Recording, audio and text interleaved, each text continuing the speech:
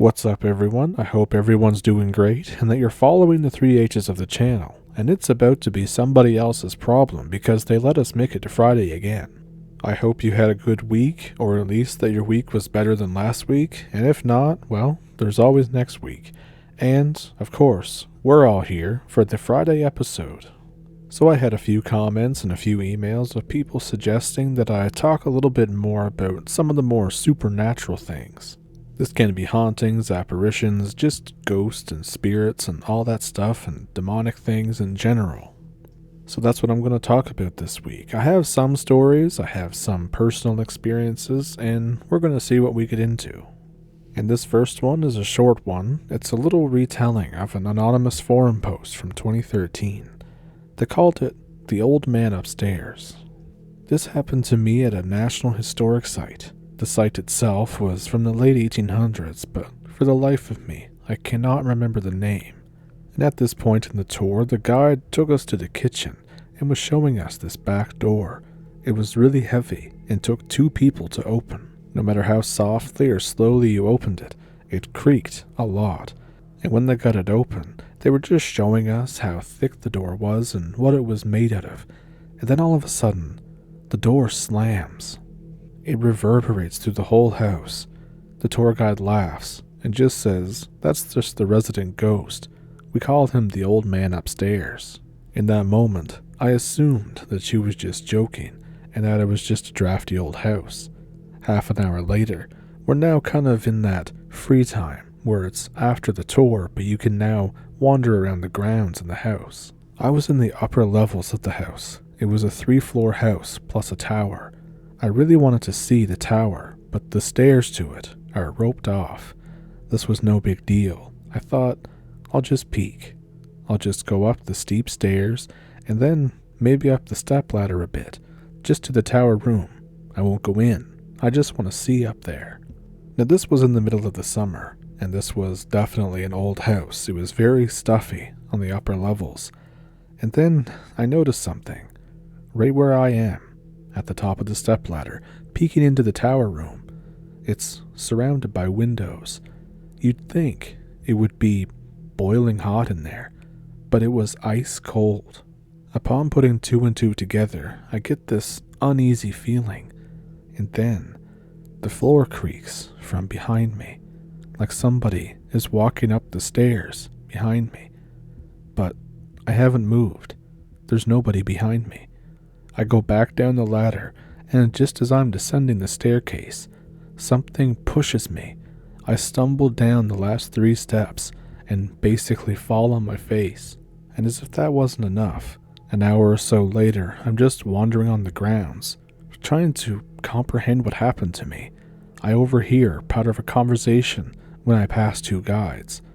They say, "What the hell's up with the old man upstairs? No idea. He's been really pissed off for an hour or so." After hearing this, I thought that was enough for me, and I left the historic site. So while it isn't like a super dramatic, crescendo kind of haunting, I thought that this was a good way to start, because I can personally identify with an experience like this that I'll get into in a minute. But what we have here, I think, is a spirit of a former owner of this house, or maybe even the house wasn't that big whenever they owned it. They just took residence up in that upper floor. And this spirit, or whatever it is, has decided that this is my place and I don't want anybody up here.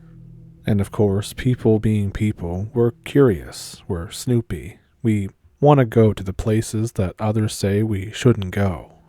And where I kind of identify with this is when I was very young. This is one of my earliest, encounters with the paranormal. I think I may have been in kindergarten, and we went to the resident historic site that's in my area just for a tour. I believe it was in the early fall. I want to say it was. So we went there, and it was basically just a way to show us how things were done back in the day. Personally, I always like going to places like this. I don't know, there's just something different about going to a historic site. I don't know what it is for me. I know a lot of people find them boring, but I don't. I really like going to them. Anyways, So I think that we were just doing kid stuff. They let us feed the cows, they let us feed a horse, and we also did the classic trick of convince somebody to grab onto the electric fence. Now, besides doing all that stuff, when we get into the house, they were telling us just offhandedly that a lot of people were having experiences there, especially in the upstairs.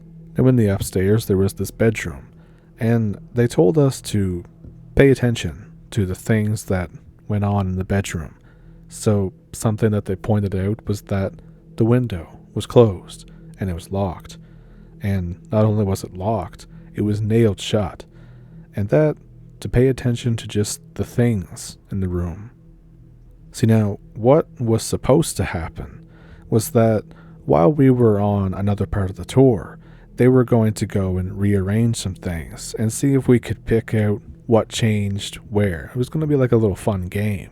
However, it didn't really turn out that way, because when we came back, stuff was rearranged, but not really the things that they thought they were going to be rearranged. She even went and called over her friend, the other tour guide, to ask her if she went through with their little game, and she said, "Oh, shoot, I forgot about that." So one thing that was different was that the door was now, locked from the inside. So they had to really force the door open. And this is like a historic site, so you don't want to really force anything too much, but they forced it open. And then there were a few things that were off. Now, it was the early fall, but we were still getting summer weather, so it was maybe about 25, 27 degrees Celsius out, which is warm for here. Now, in this room, though, it was cold. Not only was it cold, the window that was nailed shut was now open. Not only was it open, there was nothing holding it up. It was just open. The nails had been taken out and placed in a row on the ground. And not only that, the bed that had been freshly made or had stayed made for however long was now really disheveled. The pillows were on the floor. The blankets were folded up in a different spot.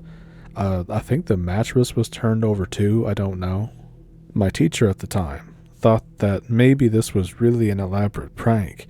But then the tour guide pulled the teacher aside, and I remember we all overheard it. We overheard her say, this isn't supposed to happen. What we were going to do was we were going to, move a chair around. We were going to change the color of the sheets on the bed and maybe move the mirror, but nothing like this. So basically after that, the teacher kind of very hurriedly shuffled us out of the house. And before I move on, this was one time after I graduated.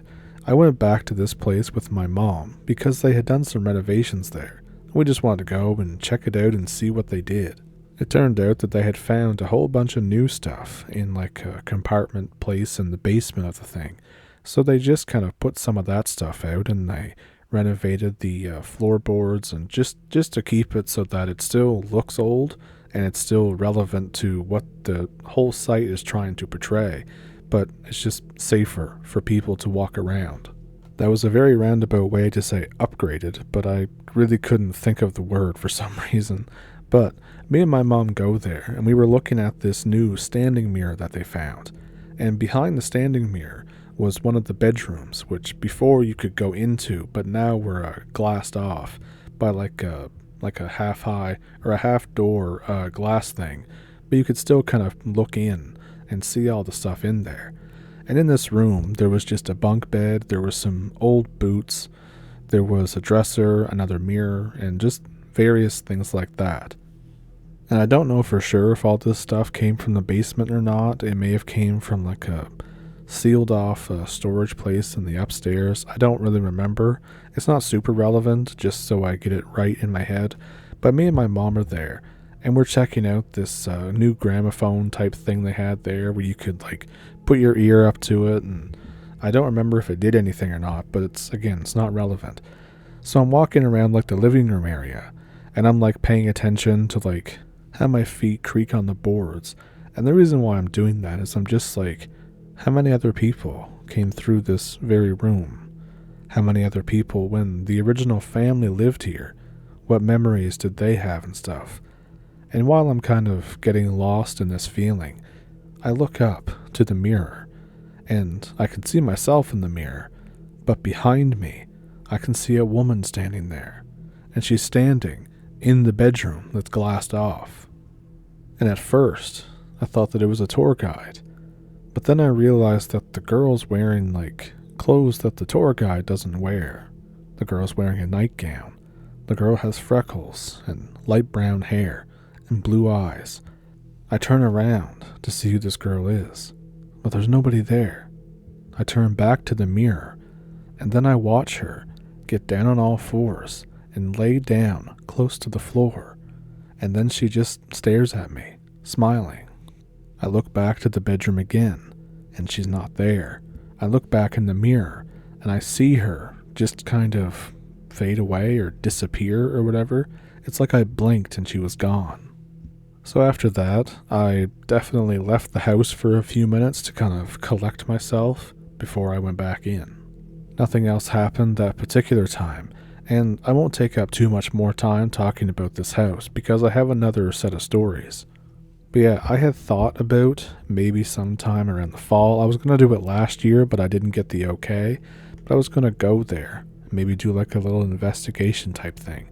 I don't know. I've never really done one that was televised or on YouTube or anything.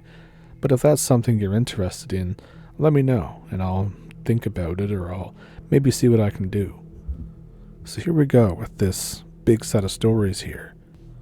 So he says, keep in mind, this will use both my own memories and second-hand accounts from my parents who remembered this incident. I was about 6 years old. I just began sleeping in my own room since we were able to move into a house that allowed for us to each have our own room. I was excited because for me I felt like I was finally a big boy who could live on his own. The first night, I feel hot, like very hot. I live in Texas, so heat was not a rare issue, but this was unbearable, almost to the point of not being able to breathe. I ended up having to go to the living room to sleep.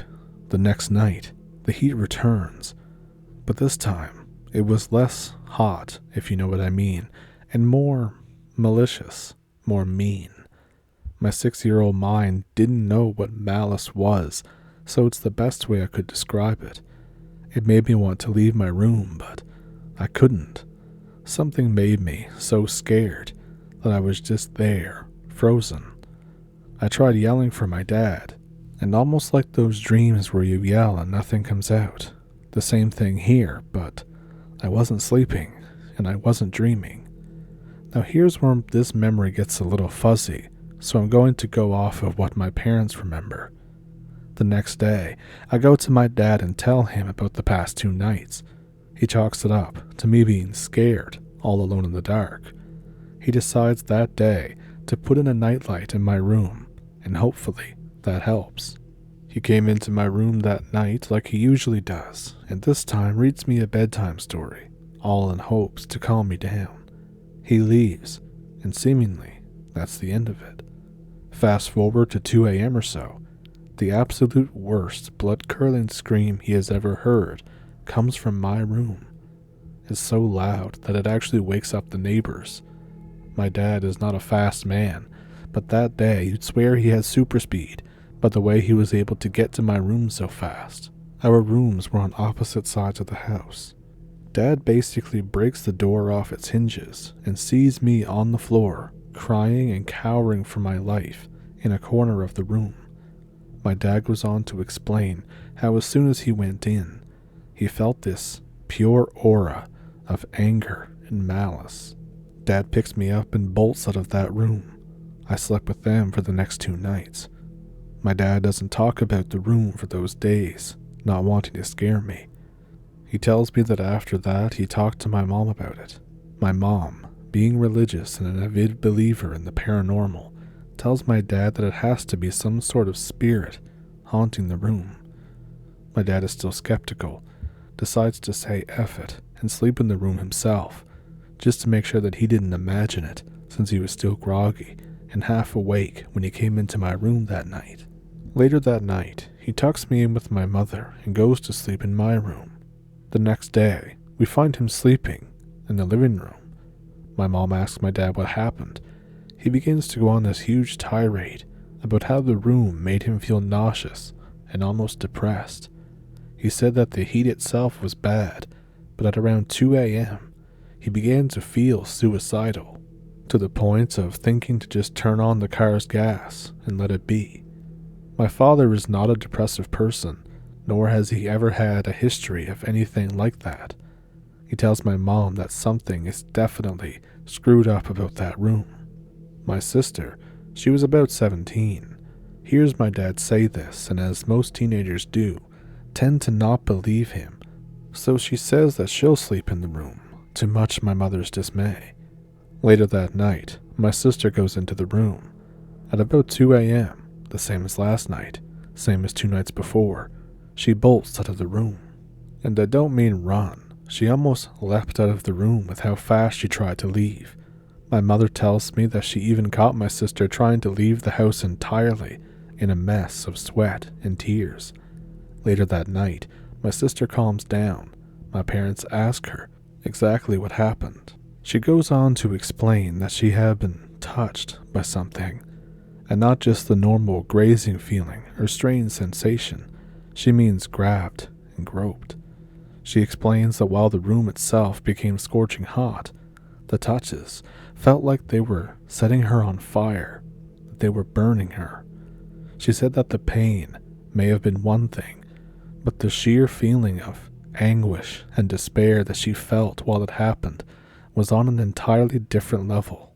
She explained it as the feeling that you get when someone you love dies, and you have to see their body in a casket. Of course, to my mother and father, they knew what that felt like, losing a parent and a grandparent, respectively. My mom finally tells us that she wants to sleep in the room. Dad tells her not to, and to just call a priest. Mom says that she wants to confirm it herself. Part of me thinks that she just wanted to have a piece of the paranormal pie. That night, we all go to bed, and my mom goes into my room. Same verse as the first and the second and the third. 2 a.m., shit hits the fan. This time we hear crashing and screaming. Dad once again runs into the room and tells me to stay in their bed until he comes back. I can hear my sister running to my room as well. I can hear talking, but no real words can be made out. Later that day, my mom explains what happened.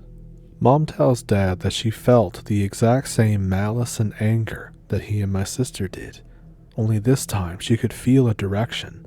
She could tell where it was. She continued to explain that she just knew where it was sitting, standing, or whatever. At first, she left it be since it wasn't really trying to harm her. But then, she told my dad something, and later to me, which to this day has never left our minds. She begins to tell my dad that not only was it there, but it spoke to her. Not the same quiet whisper that my sister got, but full, audible speech. She says the spirit began talking about my father first, saying things like, "He only chose you because you were the easiest. He only chose you because he needed a rebound. The only reason he stayed was the kid." For context, I am my father's only child, and my sisters were from a different marriage. She then began saying the spirit talked about me and how he'll end up being buried by you. He'll never amount to anything because you'll never let him. Things like that. And this went on for maybe 30 minutes until she just lost it. My sister felt fear. My dad, depression. I felt malice. My mother felt pure, unfiltered anger. My mom isn't someone known for her temper, but when she's mad, she's terrifying. This was one of those moments. Mom finally told Dad to call a priest to bless the house and exorcise anything that's going on. We called a family friend who was also the priest at our local church. The priest comes in and immediately asks, "Can you show me your son's room?" My mother and father didn't tell him anything about the house. When asked why he wanted to start there first, the priest just said, "I think that's where I'm needed the most." My mom allows him in and leads him to my room. The priest stops, almost frozen, tells my parents that there is something evil, something cruel in here. And as she said that, he turns to the corner of the room, the same place my mother told my dad that she felt it. The priest points and says, "There. That is where it lives. It's no spirit. It's a demon. I don't know what brought it here, nor why it resides here, in this exact area. Something about this land attracts it." The priest, as he says this, begins to set crosses and candles around the room, grabbing his holy water. He begins to pray and spread the holy water. As he's doing this, the whole room becomes unbearably hot, hotter than anyone has ever felt it, to the point where we were all drenched in sweat as this happened. The priest is praying and spraying at this point. Looked like a movie, almost. The whole time, it felt like that something was struggling, clinging to the room. Then after 30 minutes, it stopped. The heaviness had left. The temperature literally went from as hot as you can imagine to the same temperature as the rest of the house. Everything felt normal. The priest then said that it decided to go. It knew that it couldn't stay. Fast forward about 2 years, and my father and the priest friend decided to discuss what actually happened. The priest begins to explain that for some reason, the demon felt an abnormal amount of attraction, that one area, that one bit of the house that was full of malice and anger. He says that he researched the house afterwards, and from what he knows, no one was ever killed there. There's no unmarked graves, there's no burial ground, nothing. Just something there fed its evil nature. He tells my dad that it's not unheard of for a demon to just choose a random house, and especially a random room, but when it does, and it does happen, it always happens for a reason. To this day, neither the priest nor my parents know why. Now I'm 28, and to this day, I think about that room. I still sleep in it sometimes when I visit my parents, but nothing feels off. And if you see it now, it's just a normal, everyday, middle-class house room. I've had paranormal experiences here and there since then, some bigger and more unexplainable than others, but nothing ever tops this one. Nothing ever gets close to this one. It's always stuck in my mind. It's possibly why I still believe in the paranormal at all. Just the amount of evidence I witnessed firsthand those 2 weeks or so was enough to tell me that this isn't all superstition and voodoo. I still wonder sometimes what it was and what attracted that thing to my room. Not my parents, not my sisters, nowhere else in the house, but my room. Maybe demons are just attracted to toddlers since they are more innocent and easier to corrupt. I'm not a theologian, so I can't say for sure. All I know that in some sick way, I want to have another paranormal encounter. So that would be utterly terrifying to have to experience. And as for the part there at the end where he thinks that it may be because he was a toddler, I tend to agree with that. Toddlers are very innocent. They don't really know any kind of malice or anger or anything like that. So they would be extremely easy to corrupt compared to like an adult who you'd have to put an immense amount of pressure on to get them to crack. But if I had to guess, just as spitballing an idea, I would say maybe that in that room something else had happened. Not necessarily a death or anything like that, but a fight could have happened where a couple broke up. Somebody could have, attempted to do some kind of witchcraft there, and now there's nothing there, but that aura, that energy is still there. And I've been told that some places are just simply vortexes for things like this. There's no real explanation for it. Maybe they could check if maybe this house was built on or near a ley line, maybe something like that. I know something that is kind of interesting, but in a community near where I live, there are 5 churches, and they are all along the same stretch of road, and that stretch of road is all on a ley line. I thought that was just cool.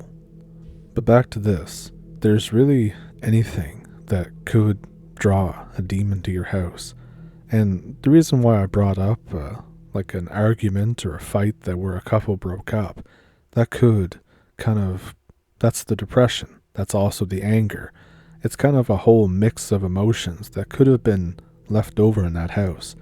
But usually they don't attract demons. This is why I think that we probably won't ever know the true explanation as to why it picked him. Or maybe we don't want to know. In fact, I'm going to say a little story here, but I'm really going to obfuscate some details for some obvious reasons. So I know somebody who lived or lives on a farm, and this house has always been a vortex for this type of activity. And in fact, somebody else who had less than good intentions gave her it looked like I never saw it in person. I just saw a picture of it. But it looked like some kind of plant that's not sage, and it was wrapped around with a chain, and there was a bullet at the end. And there was something about that just gave me the heebie-jeebies. I told her, don't burn that in your house. There's something wrong with it. So she didn't want to be mean to the person who gave it to her, so she just put it in a cupboard somewhere out in the garage or out in the shed. And then things began to happen around the house, and they really escalated. And I'm not going to get into what happened this particular time, because like I said, I have to obfuscate some details, because you don't want to spread the energy around, I guess. But I hope you did enjoy this episode of the podcast. Maybe someday when I feel a little more comfortable about talking about it, I'll explain exactly what happened, but not yet, because it wasn't that long ago that all this stuff happened. So, until then, I hope you enjoyed this video. I hope you enjoyed this episode of the podcast. And if you did, please feel free to like and subscribe. And you can donate to the channel in the description. You can send in one of your own encounters, one of your own hauntings, and I will try to get back to you. And yeah, there's links in the description for a PayPal and a Patreon. Don't forget to like and share and subscribe and all that great stuff. And I will see you Sunday. I hope you enjoyed the video, and thank you for pulling up a stump. See you then.